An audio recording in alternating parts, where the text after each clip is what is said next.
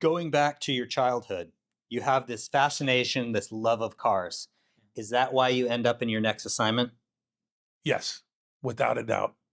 Without a doubt. Okay, and what is that assignment? Well, I went to auto crime. I Okay. went to when I was growing up, I was a mechanic. I worked in a machine shop. I was always around cars. Uh, I enjoyed it on one hand. On the other hand, I hated it. I absolutely hated it. It was always filthy. It was always dirty. And but I just enjoyed the automobile. And you find out that no matter what happens, what crime, it doesn't matter. Everything gets transported by a car. And so cars fell under the whole organized crime. It's an organized theft of motor vehicles. You had your traditional organized crime, you had your non-traditional organized crime.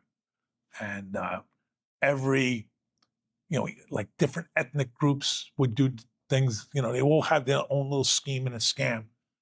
And in auto crime, we dealt with it was basically the organized theft, even though it's, sometimes you arrest people for stealing a car and, well, they're not organized, But we would, it was good, and I enjoyed it, and I learned a lot, and I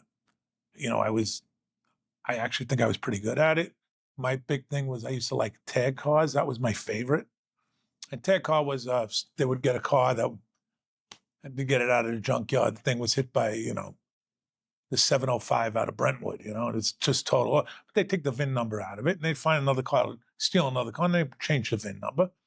And they were probably driving around for months, probably pulled over 15 times, But when I pull you over, then I got a problem, because I was so into cars. Every cars have different markings on them, different years, different striping, different things you would know about the car. And you get to know the VIN numbers. When you'd run the plate, you'd see the VIN number. That's calling for a different car. That's calling for a different engine. And you go over and you would go. And when you'd pull these people over, they'll pull over for you. They're not running from you. They're not going to fight with you. They just think they're getting a summons or something until you take them out of the car and put handcuffs on them, And I used to like that. And we had other guys that used to do some. They said they did some really great cases in auto crime. I worked on a few of them, and they were great. They did 1 year, early 90s, maybe I think maybe 91, 92, something like that. There's 140,000 cars stolen in New York City. 140,000 cars stolen.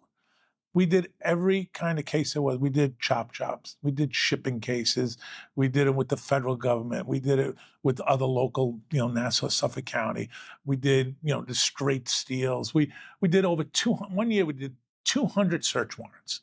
Now remember, we only had 100 detectives for 140,000 cars stolen, and we made a difference. We definitely, not only us. I mean, it was with the assistant district attorneys, the laws, they would change. They used to think of car thefts was, victimless crime, like prostitution and gambling. It's victimless crimes, the way they used to look at it. Not really. When the car gets stolen, everybody's insurance is going up. Same thing now. You look at people down in Florida, can't get insurance in their homes, because the insurance company's paying out so much, but it's a victimless crime, So it's insurance theft in cars. Back in the day, I don't know about now, but they used to be worth 4 times as much in pieces as they were in a whole. So there was a lot of reasons to steal a car. And you can go to, in the United States, we have specific, like with the VIN has to conform to specific standards. And, other countries, cars don't even have VIN numbers, they don't. And it's just the way that it was. Cars were, they were great. I mean, you learned so much because, like I said, cars, no matter what crime, they're always using the car. They're always using the car. I'm curious about the tag crime that you're talking about. Were they ever sophisticated enough? So, like, say, for example, you go and you steal a Honda and you're putting that VIN number on, I don't know, a BMW. No, they weren't. No, if they were stealing a Honda, they'd put it on a Honda. They'd put it on a Honda. Wow. So how'd you figure that out then? Because it was a game, and I like games. I like to play games. And so it was good because I used to find out how they were playing the game, and I would catch them at their game. And then they would get smarter at their game. So they would steal a Honda. They didn't, I guess they didn't realize, like, maybe the VIN called for a 4-door and they're putting it on a 2-door. Or maybe they're putting it on, remember back in the 80s and 90s, the Camaros, it was the way the third light, the brake light was, On the 86, it was up a window. And 87 went into. So you're running a car and it comes up as an 86, and you see the third brake light down below. Well, now you got, that's something. I'm not saying that, they couldn't have had an accident and change it. No, I'm not saying that. Yeah. But it gives you something, it raises your suspicion. Well, let me look a little bit more. And then there was other things. You would look at the rivets. You'd look at different things. And cars all have secret VIN locations. They have an engine number, they have a transmission number. Yeah, everybody knows it. And now you can go online, you can Google it, and they'll tell you where everything is. We didn't have Google back then. Would you have found it if they put a VIN number for a Honda Accord 2-door on a Honda Accord 2-door? Yeah, you'd still find it. Okay. You'd still find it. It would be a little bit, when they got good at it, they were getting the right ear and they were getting the right car. Oh, wow. So they were getting very sophisticated. Yeah, they were getting good at it. Okay. And they were getting good at it. But what are the shipping containers? What's that? Shipping containers is, all right, so you go down to the shipping ports, Mm-hmm. and there's thousands of shipping containers going all over the world. They'll put a stolen car in one of them, and they'll just put a refrigerator or something in front of it, and then they'll ship it off to, Gold Coast, Africa, Dominican Republic, China, anywhere. They'll ship it anywhere. Because those countries are looking for specific cars? When it goes over there, they don't care. Oh, They don't care. They don't look. Here they look. So you had to catch them here. Once they go over there, you're not catching them. No.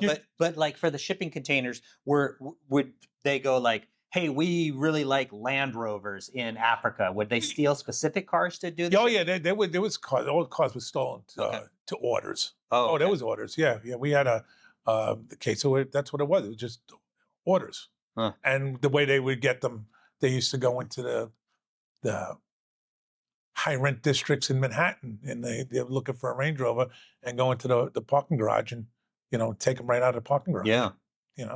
So they would get them. And this is before, LoJack, and this is before a lot of the other, stuff on the car, like the OnStar, And once they would go down and they're in the shipping, there's thousands and thousands of shipping containers down there. No way you can't check a fraction of them. There's just so many of them going out every day. Were you on the job when technology changed like that for LoJack and OnStar? I remember when LoJack first came out, we were testing it in New York City.